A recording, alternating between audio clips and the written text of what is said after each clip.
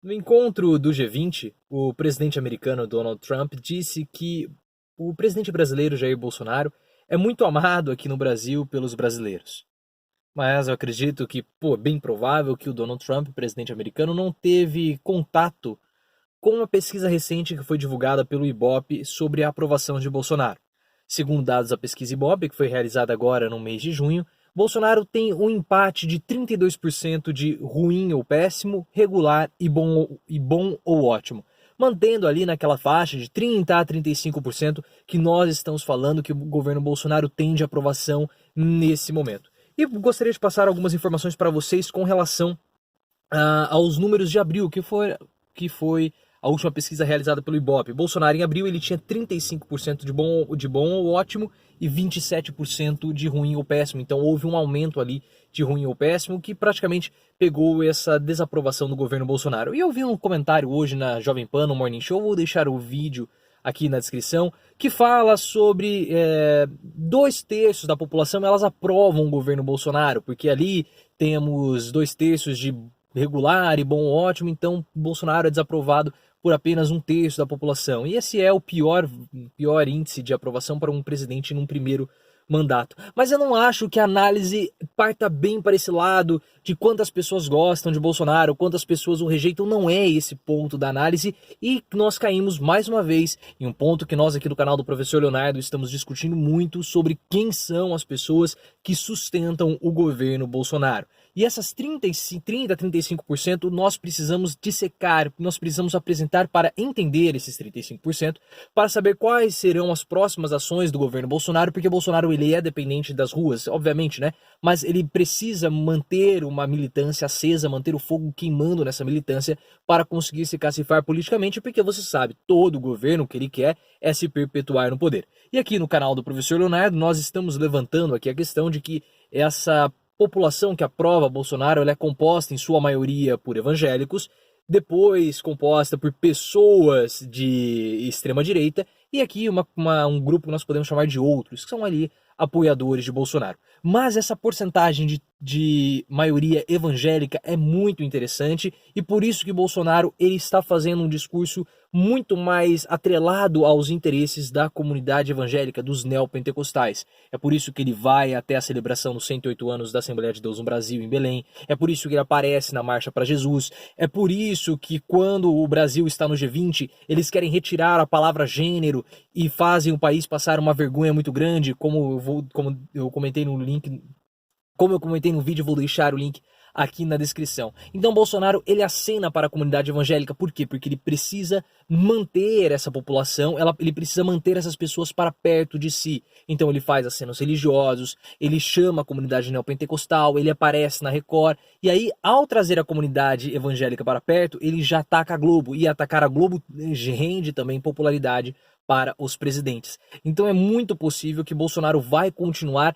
se inclinando cada vez mais para o discurso religioso, e ele está trazendo agora Marco Feliciano para perto. Marco Feliciano agora está sendo visto indo para cima e para baixo com Bolsonaro. Eles estiveram juntos com o Sérgio Moro, quando o Sérgio Moro, agora nesse momento delicado que o Sérgio Moro está passando de popularidade, com todo esse escrutínio popular que ele vem sofrendo. Então há uma inclinação, e isso vai continuar ocorrendo, de Bolsonaro com a comunidade evangélica. E essa, no meu ponto de vista, é a análise correta. Não ficar verificando, quanto de aprovação Bolsonaro tem, é 30%, 2/3, ficar com essas retóricas falaciosas, essas retóricas vazias que não acabam levando a nada. Porque a verdade é o seguinte, o Bolsonaro com 20% de aprovação, ele continua no governo tranquilamente, ele não sofre impeachment, ele não vai renunciar com 30, 35, com 20%, ele não vai acontecer absolutamente nada com o Bolsonaro. O Macron na França, que agora o Bolsonaro quer fazer amizade quer fazer amizade com ele, governa aí com 20% de aprovação há muito tempo e ele continua sendo presidente. Então até com 20%, 18%, 15% Bolsonaro conseguirá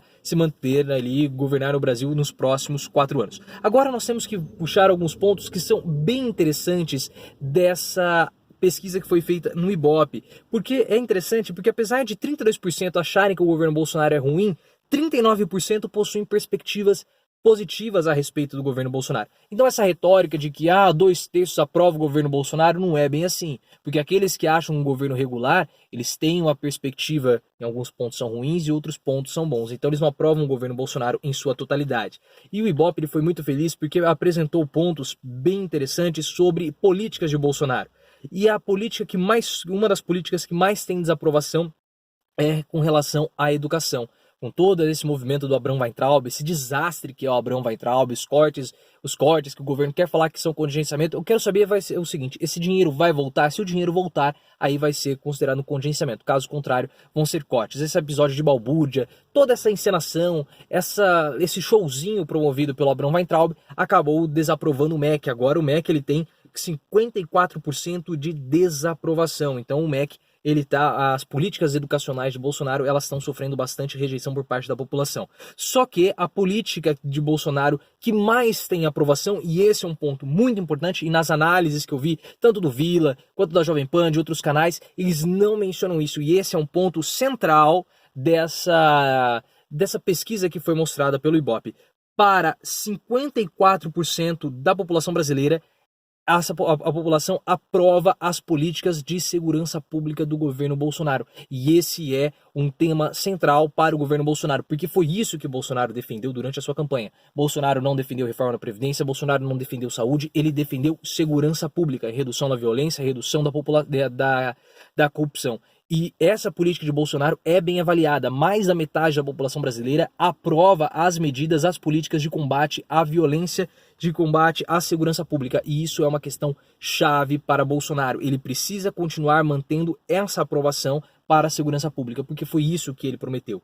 Ele não prometeu reforma da Previdência, ele não prometeu absolutamente outros pontos. Ele prometeu combate à corrupção, combate à segurança pública, combate à corrupção, defesa, melhoramento da segurança pública e defesa das famílias. Esses foram os pontos centrais que foram prometidos por Bolsonaro durante a campanha. E aí tem um ponto interessante. Nós já vínhamos falando há muito tempo, o próprio professor Marcos Nobre da Unicamp, em entrevista para a UOL, disse que Bolsonaro ele não quer fazer a reforma da Previdência, ele não tem interesse nisso.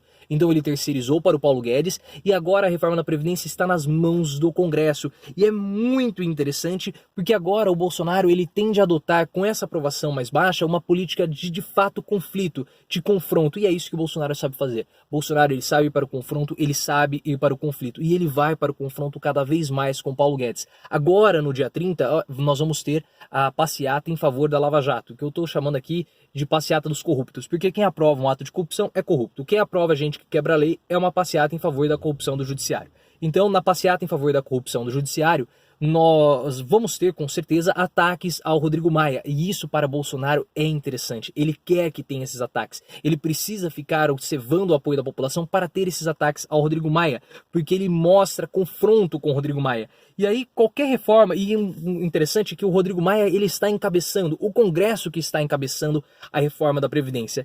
E qualquer texto que for aprovado da reforma da Previdência, e algum texto vai ser aprovado, Bolsonaro vai dizer, nós só aprovamos a reforma da Previdência porque nós tivemos a participação popular. E isso é muito, mas muito forte, porque ele mostra para a população que ele está governando junto com ela. E esse é um ponto bem interessante que nós precisamos ficar espertos. E aí o que Bolsonaro pode fazer? Se a reforma não for aprovada, não atingir os objetivos que ele gostaria, ou que o governo prometeu na figura de Paulo Guedes, ele simplesmente vai dizer o seguinte, nós só não tivemos um desempenho melhor, nós só não tivemos pontos diferentes na reforma porque o Congresso não quis. Então ele vai continuar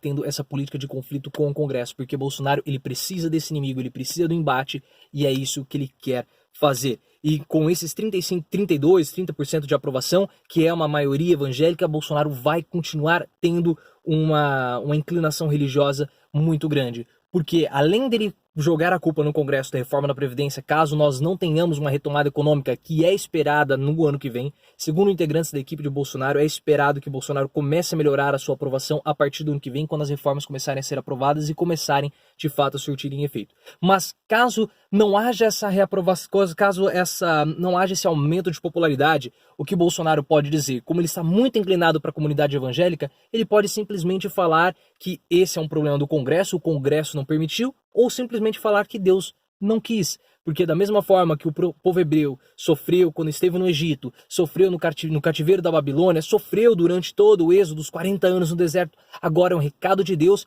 para que o povo possa ficar livre dessas instituições corruptas, desse momento de pesar, desse momento super danoso que nós vivemos no nosso país. Então ele pode também utilizar esse discurso religioso. E o objetivo de Bolsonaro é se perpetuar no poder, seja numa reeleição ou elegendo, forjando um substituto, um seu substituto, podendo ser Sérgio Moro, Paulo Guedes ou qualquer outra pessoa. Mas o que você achou dessa análise? Deixa aqui nos comentários, eu vou deixar os links dos vídeos que eu falei aqui na descrição para que você possa entrar e também ver. À medida que forem saindo novas análises e também com as considerações de vocês, a gente volta e começa a ponderar cada vez mais esse assunto, porque é um assunto que causa desdobramentos políticos e nós precisamos ficar espertos, porque com base nessas pesquisas, Bolsonaro vai fazer ali as suas inclinações e vai medir as suas ações e vai basear as suas ações nessas pesquisas que estão sendo lançadas. Compartilhe esse vídeo para que a gente possa tirar mais pessoas desse momento obscuro que nós estamos vivendo e lembre-se, vamos sempre sair do raso e aprofundar o nosso discurso.